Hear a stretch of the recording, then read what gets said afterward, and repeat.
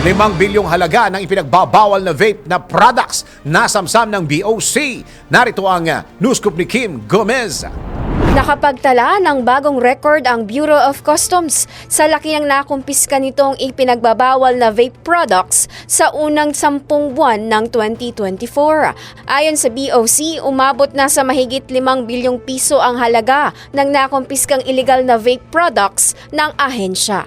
Resulta ito ng mas maigting na pagpapatupad ng RA 11900 o Vaporized Nicotine and Non-Nicotine Products Regulation Act at RA 10863 o Customs Modernization and Tariff Act. Ipinunto ng BOC na ang pagbuwag sa smuggling network ay nananatiling pangunahing layunin ng ahensya. Kaya pinaigting nito ang intelligence sharing at mas mahigpit na nakikipag-ugnayan sa iba pang ahensya ng gobyerno gaya ng Bureau of Internal Revenue, Department of Trade and Industry at mga pribadong stakeholder. Nangako naman ang mga opisyal ng BOC na ipagpapatuloy ang mahigpit na pagpapatupad ng mga regulasyon upang mahuli ang nasa likod ng vape smuggling. At yan ang news scoop. Kim Gomez, nagbabalita ng tama, naglilingkod ng tama.